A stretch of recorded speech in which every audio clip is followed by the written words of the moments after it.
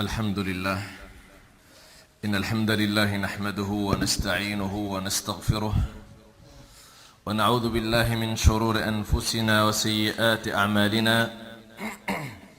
من يهده الله فلا مضل له ومن يضلل فلا هادي له، وأشهد أن لا إله إلا الله وحده لا شريك له، وأشهد أن محمدا عبده ورسوله. يا أيها الذين آمنوا اتقوا الله حق تقاته ولا تموتن إلا وأنتم مسلمون. يا أيها الناس اتقوا ربكم الذي خلقكم من نفس واحدة وخلق منها زوجها وبث منهما رجالا كثيرا ونساء، واتقوا الله الذي تساءلون به والأرحام إن الله كان عليكم رقيبا. يا أيها الذين آمنوا اتقوا الله وقولوا قولا سديدا يصلح لكم أعمالكم ويغفر لكم ذنوبكم، ومن يطع الله ورسوله فقد فاز فوزا عظيما. أما بعد، فإن أصدق الحديث كتاب الله تعالى، وخير الهدي هدي محمد صلى الله عليه وسلم، وشر الأمور محدثاتها، وكل محدثة بدعة، وكل بدعة ضلالة، وكل ضلالة في النار. أجارني الله وإياكم وسائر المسلمين من النار، آمين آمين آمين. إخوة الإيمان، نحمد الله عز وجل على نعمة الغيث، ونسأله جل وعلا خيرها وخير ما فيها، ونعوذ به من شرها وشر ما فيها، اللهم آمين. كما نسأله جل في علاه أن يرسل كل خيراته على هذه الأمة، اللهم آمين. أيها الأحبة في الله، أشرت في الخطبة الماضية على أن هذه الأيام أيام فصل الشتاء كانت للسلف الصالح غنيمة، واليوم إن شاء الله تعالى أخصها بحديث، فأقول وبالله التوفيق أن الله عز وجل له حكمة عليا له حكم عليا وغايات عظمى في تقلب الأحوال ومرور الأيام.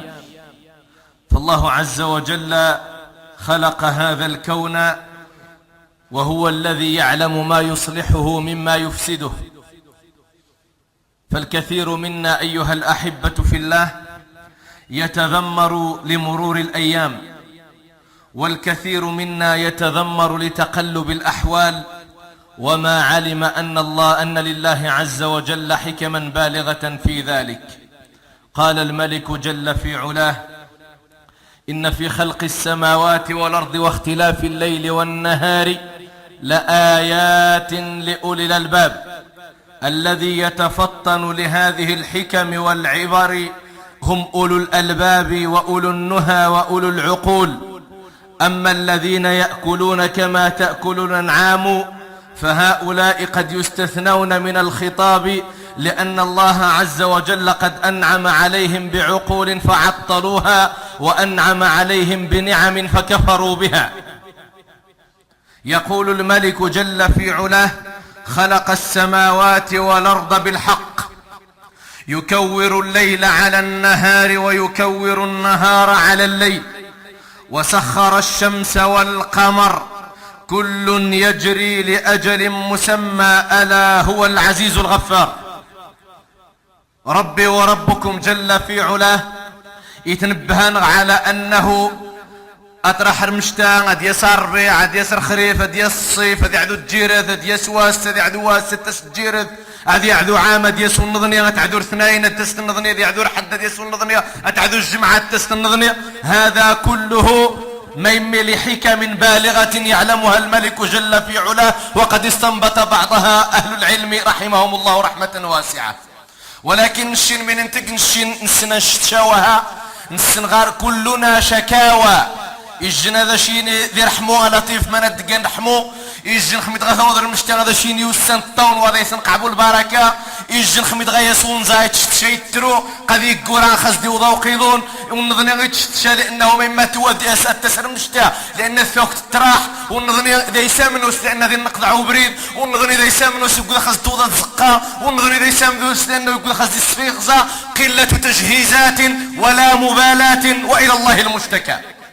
بينما المؤمن العاقل الكيس الفطن هو الذي يقف عند الامور فيحسبها بحسابها الصحيح ويزنها بموازينها الصحيحة الصادقة ويعلم مراد الله عز وجل في ايامه ولحظاته.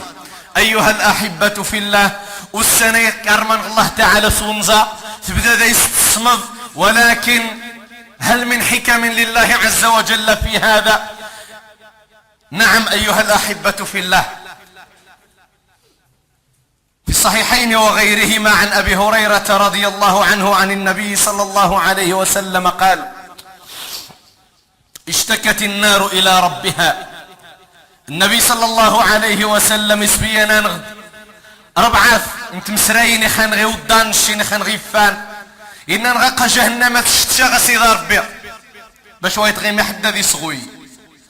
النبي صلى الله عليه وسلم قال: اشتكت النار الى ربها جهنم تسغوي تشتشا سيدي ربي. قالت: يا ربي اكل بعضي بعضا. قشي يخفينو جهنم الحرارة ذي سيجان سماني ثيوض ارتفاع درجة الحرارة ذي سيجان جهنم تسغوي الناس يا ربي قشي يخفينو من كثرة الحرارة. مرتو جهنم تسغوي من غينين إنه من سوج ربي جهنم يا مرتو جهنم اشتكت إلى ربها من غين تارك الصلاة وتارك الزكاة والعصاة والمذنبون. مرتو جهنم تسغوي غسي ربي من غين الكافر والملحد.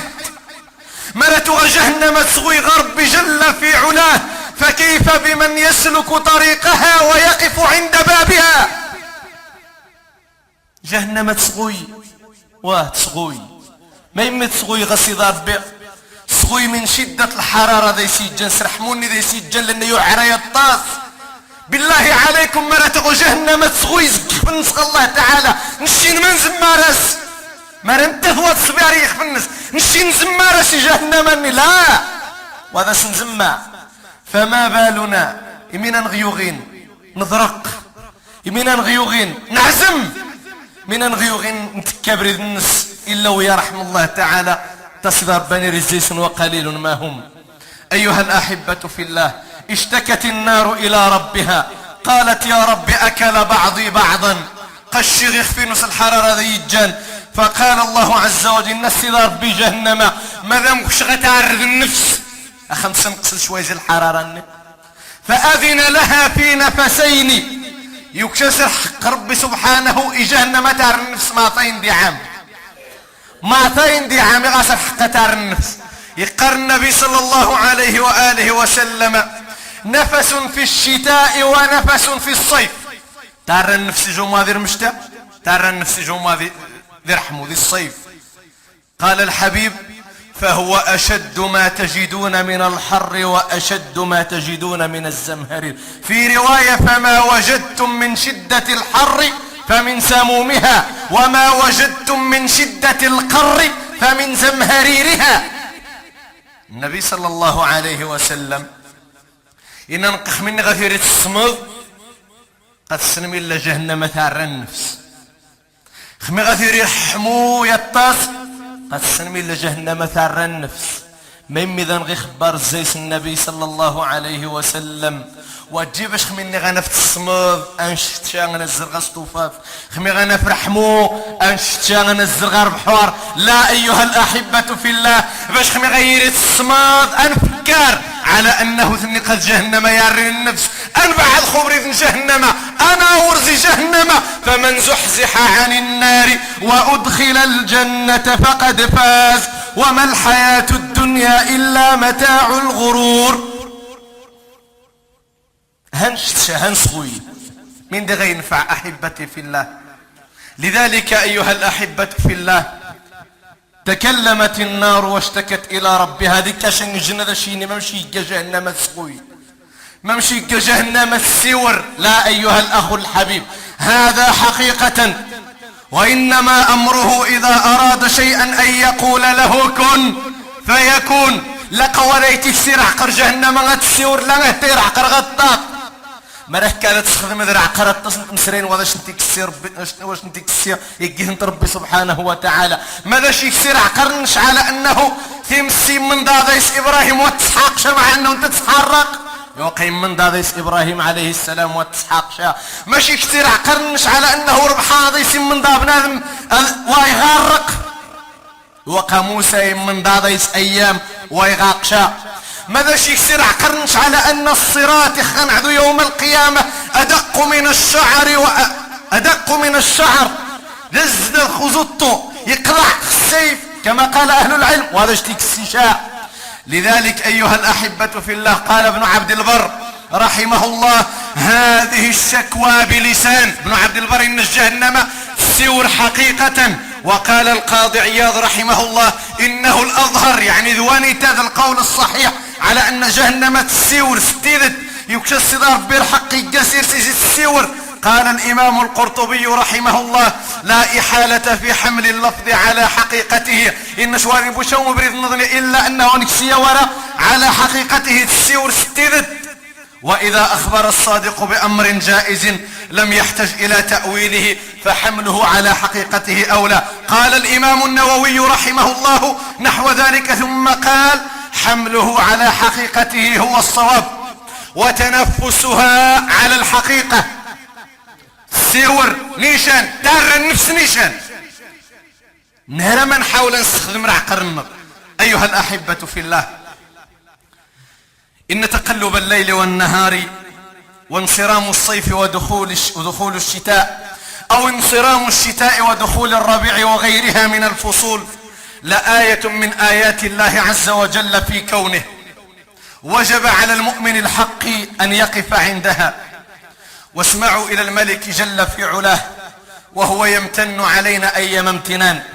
رب سبحانه وتعالى يترغي نغد يقارن غارتي وشوير بار خزاه منهم يقع يمتن علينا صيغة امتنان من قبل الله جل وعلا. قال الملك جل في علاه قل رأيتم إن جعل الله عليكم الليل سرمدا قل رأيتم إن جعل الله عليكم الليل سرمدا إلى يوم القيامة من إله غير الله ياتيكم بضياء أفلا تسمعون قل رأيتم إن جعل الله عليكم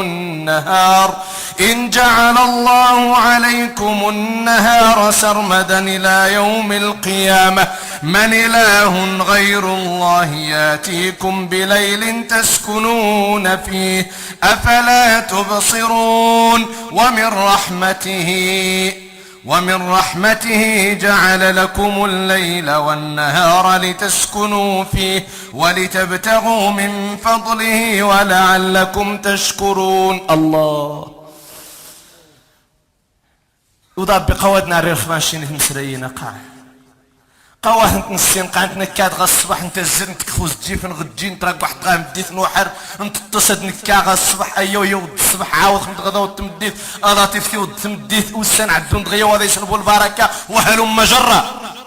اما الحكمة من هذا قوى غاسي تبدي حد الله ويحمد الله تعالى قرب سبحانه وتعالى قل رأيتم إن جعل الله عليكم الليل سرمدا إلى يوم القيامة إن ذا شي قناة لطيفة تاود الصبح قد يود الصبح عاود تمارك قواد ما غاك الخبا مريش جسدار بيتجير ثمني مريش تري يوم القيامة إلا يتصد مسرين غيت وابدن دي الحياة يود غيا وينسني عاود مريك يثرب بالترام مرة ثم يقرب سبحانه وتعالى قل رأيتم إن جعل الله عليكم النهار سرمدا إلى يوم القيامة من إله غير الله يأتيكم بليل تسكنون فيه من يروح ذاس في الجن وذنب تعاقب الليل والنهار والسن وقوان كم من شيء سيتوقف في زماننا وأيامنا ودهرنا. وبالتالي ما ربد انت مسرينا واترين بالفصول الأربعة واتربوا المشتاغان ربيع الخريف الصيف ما ربد انت واتوغ انت الفصول الأربعة إنه مواي تعجب المشتاق ذي إنه مواي تعجب رحمو ذي إنه خميس شثوذ في الرقار اتباسي ضاف بيغم تقن الكفرة والعياذ بالله. ما ربدنا الفصول الأربعة السن من غيوقعا.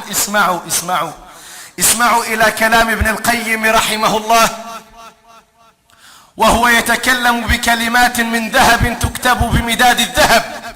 حست مليح من يقرأ الإمام ابن القيم رحمة الله عليه. قال رحمه الله: ثم تأمل بعد ذلك أحوال هذه الشمس في انخفاضها وارتفاعها لإقامة هذه الأزمنة والفصول وما فيها من المصالح والحكم. إذ لو كان الزمان كله فصلا واحدا لفاتت مصالح الفصول الباقية فيه، فلو كان صيفا كله لفاتت منافع ومصالح الشتاء، ولو كان شتاء كله لفاتت مصالح الصيف، وكذلك لو كان ربيعا كله أو خريفا كله.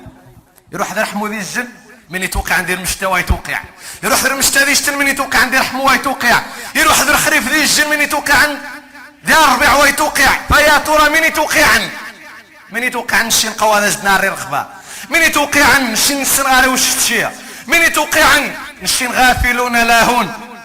ثم استمر ابن القيم رحمه الله يذكر بعض فوائد البرد.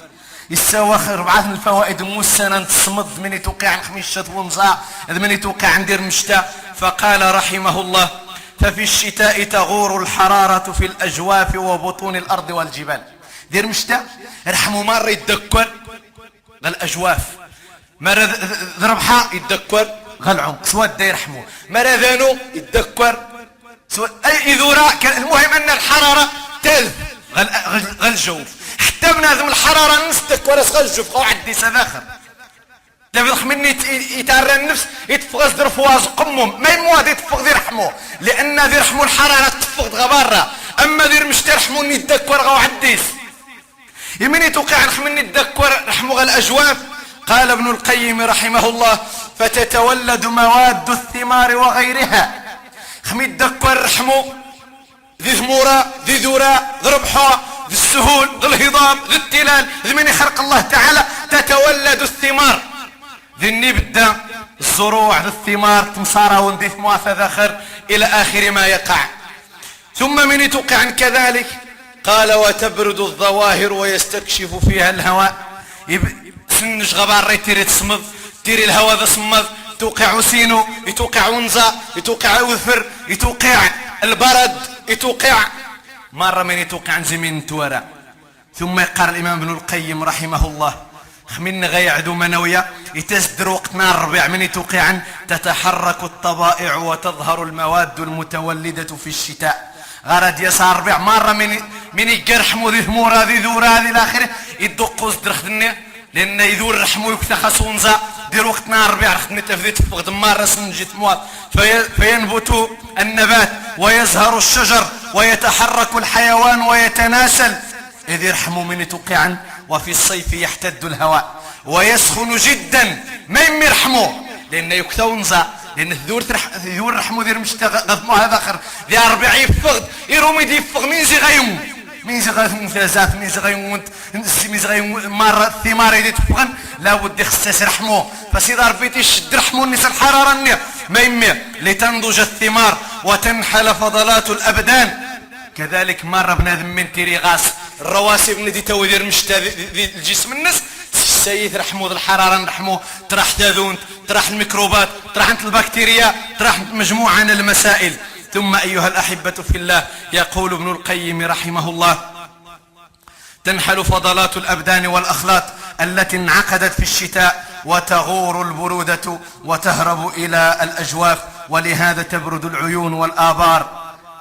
ذي وقتا مشتا تفذمن ونثند ومن تريوين تفتن حمان.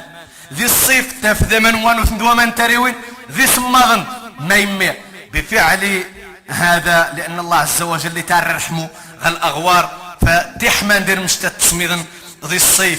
ثم أيها الأحبة في الله حتى ذي ربعة المواكل يضبي بالنهار قان على ان ذي ربعة المواكل مري نمشتا مري الشيء بنادم ذي الصيف مرات الشيء القطاني الحي مزرع زدوبي تشيت ذي الصيف اشضار مرات الشيء تندير مشتوى ذا شتقن والو ما يمي بفعل تلك الحرارة لان قصحن تحتاجني الحرارة ستومغ ويتحتاج رحمه باش اثني يهضم اما في فصل الصيف وذا يستيرب الحرارة واثني يهضمشا. ايها الاحبة في الله فعل من هذا ويجي نمو الله جل في علاه نار الرخبار منوية وذا زدنا الرب رخبة إلا المهتمون بهذا الشأن. بل اسمعوا إلى ما يقول شيخ الإسلام ابن تيمية رحمه الله رحمة واسعة وهو يتحدث عن هروب الشيء من ضده. إن شق عمس الأضداد أدسني الجنة كذون نظني عمس عفانا ديسا كذوني صبحا الأضداد ربديش نتركوا رزيه المغنية. أنا ميوذي شيخ الإسلام ابن تيمية رحمه الله قال ويسخن جوف الإنسان في الشتاء الجفن بنادم يحمى دير مشتاء ويبرد في الصيف إذ الصيف تفدع الدسن بنادم ذا صماد لأنه في الشتاء يكون الهواء باردا فيبرد ظاهر البدن فتهرب الحرارة غار ديري تصمد ذاخر الحرارة تركور تفغ غار ديري الحموية ذاخر تصمد تركور تفغ ما يمي لأن الأضداد يهرب بعضها من بعض والشبيه ينجذب إلى شبيهه فتظهر البرودة إلى الظاهر ولهذا يسخن جوف الأرض في الشتاء وجوف الحيوان كله وتبرد الأجواف في الصيف لسخونة الظواهر فتهرب البرودة إلى الأجواف. وهذا واقع مشاهد هذا واقع مشاهد ولكن قرسوي جنمو فينا ماذا الحكم من الله تعالى فعل الله تبارك الله أحسن الخالقين. أيها الأحبة في الله والسنين نرمشتا والسنة غران والسنة نرمشتا تغيفر حسن النبي صلى الله عليه وسلم تغيفر حسن السلف الصالح رحمهم الله رحمة واسعة ميم نتعرف عليه بعد جلسة الاستراحة. أقول قولي هذا وأستغفر الله العظيم لي ولكم. الحمد لله رب العالمين. الحمد لله وكفى والصلاة والسلام على الحبيب المصطفى وعلى آله وأصحابه أولي العهد والوفاء وبعد. أيها الأحبة في الله روى الترمذي في سننه بسند صحيح أن النبي صلى الله عليه وسلم قال الغنيمة الباردة الصوم في الشتاء. وهذا الحديث من النبي صلى الله عليه وسلم إن نغا قوادين بوشان الغنيمة هون ومقان الغنيمة خميتا حنين مجاهدن تجاهدن من تتاوين قروان مرة إني خنتصارن قانس الغنيمة سواء تغذر حوايج سواء تنعاشين سواء دين حبس سواء قانسنا الغنائم إذا سنقان مرميتي ديوين توين تتبعد الجهاد اواني قارع اواني تمارع اواني تكافس بعد ذي مثو غيمثن ذي جح وغيجاحن. النبي صلى الله عليه وسلم إن نغقهم كنه الغنيمة نوم وذا يثبت تمارع وذا يثبت كافس. مين تعنى الغنيمة يا سيدي يا رسول الله؟ مين يعني يا ربحاغي جنبرة كافس؟ مين يعني؟ قال الحبيب صلى الله عليه وسلم الصوم في الشتاء. أظن ذكو السنة نمشتا أظن ذكو السنة نمشتا ما يمي بنادم واحد يحس بوس الجوع نهور الدين الصيام هذا غيايته والدرمغاب واحد يحس بوس الجوع وخاص يتكبوت كارفيس يخاص غيكن مرق يزوم ذي الصيف. لذلك تغى أبو هريرة رضي الله عنه وأرضاه إني تغي فهمن العظم من القدر مسنين إني تغي السنن استغلن اللحظات الأوقات في مرضاة الله جل في علاه. قال أبو هريرة رضي الله عنه وأرضاه ألا أدلكم على الغنيمة الباردة؟ ماذا نصشنغ أربحي هونا خبنا ذمرخني ذا اسمه شنغار حتى شيء قدامه تابح قداش كوات نهز ذي الدانج شيخ مسميه تعرف تخمغ الدو يغذي مليون كوات نهز ذي الدانج اش تدي في الزرع ما يمي اربح ذي الرح وقوا ما ربح نتيفت. غنيمة باردة ولكن المسلمين غافلون يمسر من غفرين ستير نتص ستيرد ودنارك على اخبار الدين ونتقوى غاسيتني كحد الا ويحمل الله تعالى وهي الدنيا ثويت وثوي التجارة ثويت الى اخره.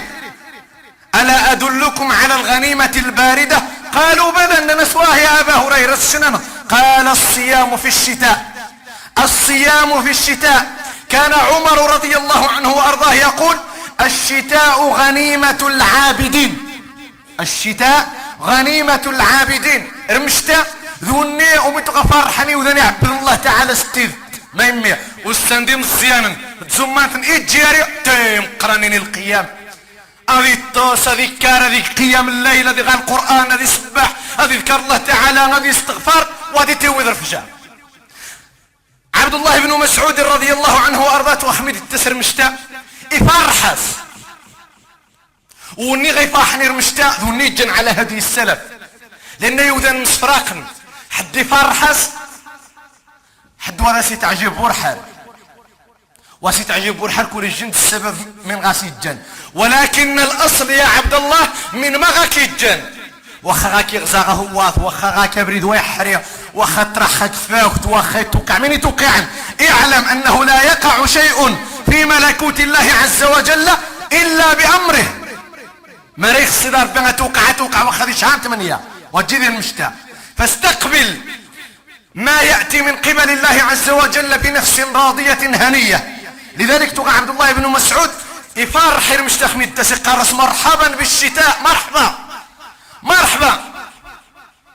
نشي المازال عادي وذن تخيا كان خميس شاث ونزا في مغارين تخسنت هذيك كنت لمبي شاث قارس عاود نزا يجي نخسد السياد تومو بنتي قارس عاود نزا يجي نقيضنا ذي السياد تومو بنقش نهار ذور عاود لانه يكثو نزا. ولا حول ولا قوة الا بالله. عبد الله بن مسعود قارس مرحبا بالشتاء، مرحبا سرمشتا ما يمي تتنزل فيه البركة ويطول فيه الليل للقيام. تجرث نستازر هذيش البركة، تجرث نستازر في القيام. ويقصر فيه النهار للصيام والسنسلم الزيانا يوزمي. تغى الحسن البصري رحمه الله رحمة واسعة يقار نعم زمان المؤمن الشتاء وهذا نبوشا وسان سبحان المؤمن يتستغلثن المؤمن فرحسن المؤمن امشنا وسن رمشتا ليله طويل يقومه جرث مستازرة يتقوم تتكلس العبادات، نهاره قصير يصومه السنسلم الزيانا تزمانتن شني وذن عدوث عاشوات قوادس نديار ريح الدرخبة، الاثنين در خميس قوادس نديار ريح الدرخبة، 13 14 15 قوادس نديار ريح الدرخبة. بل توضن ثمغاري نديت شوية من الايمان تقارس وايز نستأذنت وهذا واجب ذو الحق ما معليش خصها تزمغ اثنين غزمغ 9 10 زي محرم يقارس الله وتزمي تشاء. مغر يا عبد الله مغر وقذت وحسب يوم القيامة تستأذني شتكيجن العبادة بدلس قبرين العبادة وتاسذس انه استأذن، ولكن قوادس تاسذست من عن العبادة استأذنتك لعبادة الله جل في علاه فاعذن لها. شكاكشن هاي كمرت خريج دير خدمت يأذن لها ان تصوم لله جل في علاه. بن المرة وغاس انت الغرض ذي زوم استأذن تيم مثقع وغاس قعوري داخل العبادات وديار الخباقع الحسنة هنا ان ضيع يوم القيامة خاص نندم. يوم القيامة غنوزويش توها وانت فوذان غيعفقن الا ونغيزان مناخيا مرشن ضياعات انت وانت تجيبوه الجنادو فوسنا انت ضياع. قال الحسن البصري رحمه الله نعم زمان المؤمن الشتاء ليله طويل يقومه ونهاره قصير يصومه. ايها الاحبة في الله هكذا كان شأن السلف الصالح مع ايام الشتاء. لذلك تغخمع الدنو السنة المشتاء مرشن الجنس تيسن غسن العذر من المرض نغن السفر نغشن حاجت ويجيبوشن العبادات زي العبادات يتقدر مشتا يتندم ما يترو الله تعالى. ايها الاحبة في الله رحم الله احد السلف تغيقار لولا ثلاث يمعلك وجه ثلاثة تمسرايين ميزي يقيم غدا الدنيا من تيرين نغسي سيد ربي اضحين غيشن حاجت معلك وجه ثلاثة تمسرايين ضماء الهواجد الزم تفتك الطريق زمر وقيام ليل الشتاء يعني ضماء الهواجر هذه تزم وجري المشتاء هذه تزم هذه شهان 7 شهان 8 خميتير الحرارة 43 44 45 50 52. ثم قيام ليل الشتاء الناس كذلك تعجبه تقوم تجيرث القيام لله عز وجل دير مشتاء لان تجاري زرار بنادم يتيري في انس بالله عز وجل. ثم قال ولذاذة التهجد بكتاب الله تعجب ينغاغ القرآن الطاس الناس معلك وجه ثلاثية ما باليت أن أكون يعسوبا معلك وجه ثلاثية إيري معليش بنادم من يغدشو بعوش تشن اللي يعسوب قانتي وبعوش اني يا ربيعي الطون ومن قاشين مازيغ معكشا دونو من قان اللي يعسوب نسمع لك واجد 3 مسرين يرني ولا يروح الحرث بنادم من يغدشو بعوش وهيجي ولكن مادام ذين 3 مسرين لا هذه رغب بنادم العبد الله تعالى. ايها الاحبة في الله، هذا حال سلفنا الصالح في هذه الايام. انشي من ينجزي منويا، انشي شحال يوم، انشي نار الدرخبه، انشي نكسير هم، انشي نكسي سومنوس والصغير فغن نهارا هذيك شرعه هذه سيدار بدا سينيا والسنه المشتا الزمر 2 در خميس والصغير فغن نهارا هذا سي هذيك شرعه هذه الله تعالى اسينيو السنه المشتا الزمر 13 14 15 ذكر شهر وجوي يتص ديش مويرد. هل من مقبل على طاعه الله جل في علاه؟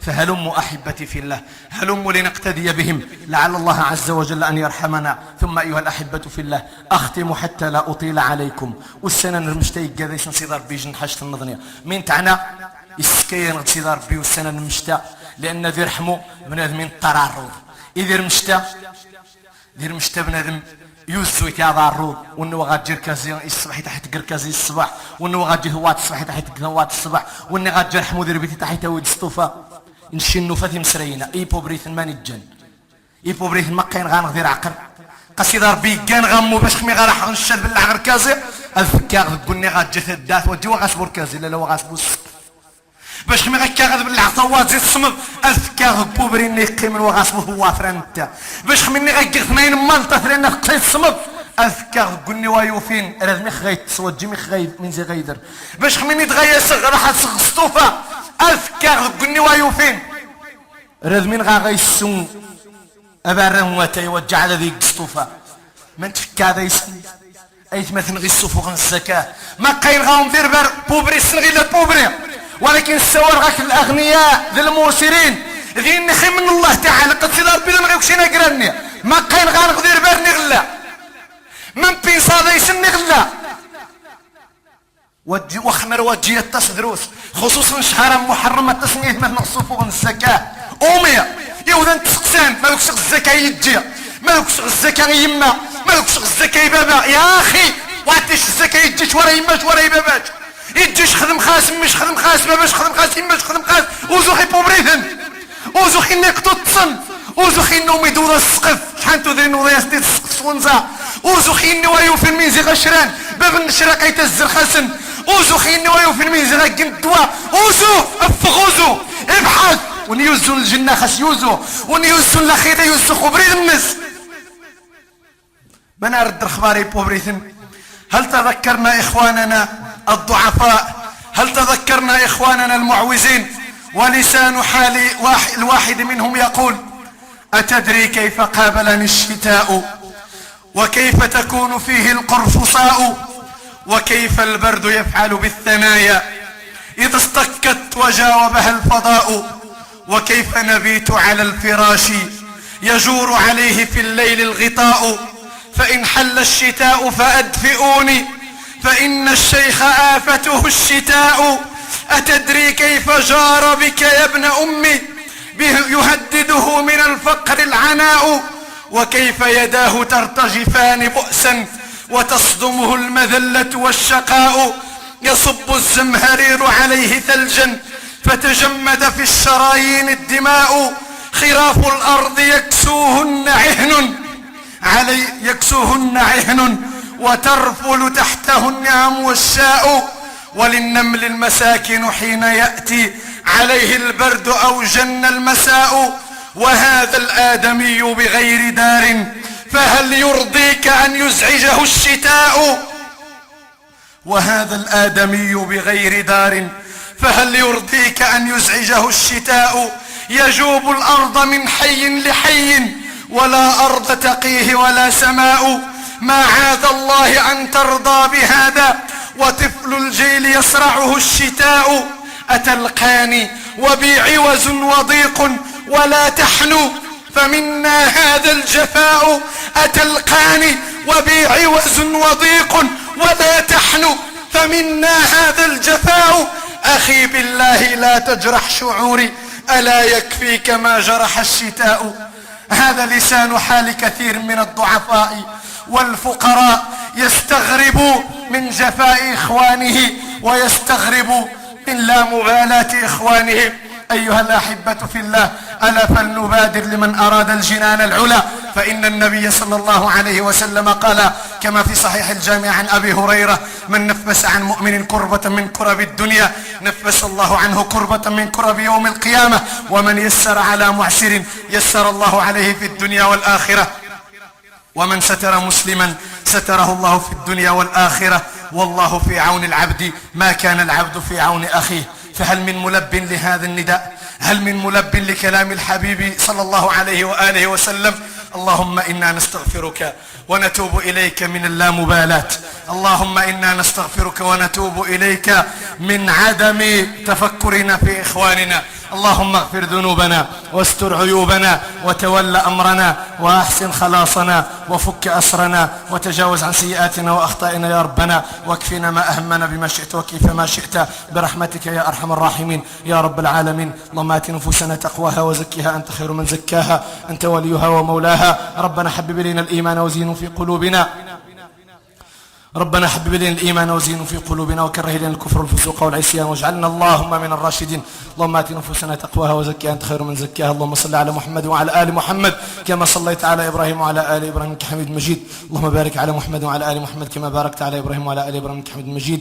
وارض اللهم عن الخلفاء الراشدين ذوي القدر العلي والفخر الجلي سادتنا أبي بكر وعمر وعثمان وعلي، وعن باقي الصحابة والتابعين ومن تبعهم بإحسان إلى يوم الدين. اللهم احشرنا في زمرتهم ولا تخالفنا عن نهجهم وطريقتهم يا أكرم المسؤول ويا خير مأمول. أمير المؤمنين ملك محمد السادس، اللهم أره الحق حقا وارزقه اتباعه وأره الباطل باطلا وارزقه اجتنابه، واجعله اللهم من الراشدين. اللهم اجعله في خير البلاد والعباد، واجعله عونا على الحق وضدا على الفساد. اللهم اجعله رحمة على المؤمنين وبالا وسخطا على الفاسقين الفاجرين. اللهم اجعله بردا وسلاما على المؤمنين المتقين، واجعله نارا تلظى على الطغاة والجبابرة أجمعين يا أكرم الأكرمين يا رب العالمين. اللهم من ولي أمرا في هذه البلاد فاللهم استعملنا وإياهم في طاعتك. اللهم اجعلنا وإياهم مفاتيح للخير مغاليق للشر. اللهم استعملنا ولا تستبدلنا، اللهم استعملنا ولا تستبدلنا، اللهم استعملنا ولا تستبدلنا. اللهم افتح أبصارنا وبصائرنا للحق، اللهم وفقنا للعمل الصالح وصالح العمل، اللهم وفقنا لما يرضيك عنا يا ذا الجلال والإكرام يا رب العالمين. اللهم إنا نسألك من كل خير سألك منه نبيك محمد صلى الله عليه وسلم، ونعوذ بك من كل شر استعاذك منه نبيك محمد صلى الله عليه وآله وسلم. اللهم اجعل الحياة زيادة لنا من كل خير، واجعل الموت راحة لنا من كل شر. اللهم أبرم لهذه الأمة أمر رشد يعز فيها أهل طاعتك ويهدى فيها أهل معصيتك ويؤمر فيها بالمعروف وينهى فيها عن المنكر. اللهم اهد العصاة منا إلى الحق والجدة والصواب. اللهم ارزقنا وإياهم السداد والرشاد والهدى والتقى. اللهم هب المسيئين منا للمحسنين وشفع المحسنين منا في المسيئين. اللهم اشف مرضانا، اللهم اشف مرضانا، اللهم اشف مرضانا. اللهم رب الناس ذي بالباس اشف أنت الشافي شفاء لا يغادر سقما. اللهم اشف مرضانا وعاف مبتلانا واقض ديوننا. اللهم فرج هموم المهمومين ونفس كرب المكروبين. اللهم كن مع إخواننا في فلسطين، اللهم كن مع إخواننا في فلسطين، فإن اليهود لا عهد لهم ولا ذمة. اللهم إنهم قد نكسوا العادة وهجموا على إخواننا، فاللهم قتلهم شر قتله. اللهم أرنا فيهم عجائب قدرتك. اللهم إنهم لا يعجزونك فخذهم إليك. اللهم يا رب عليك بهم وبالأمريكان وأعوانهم وأذنابهم. اللهم انصر إخواننا المسلمين والموحدين في فلسطين وغزة.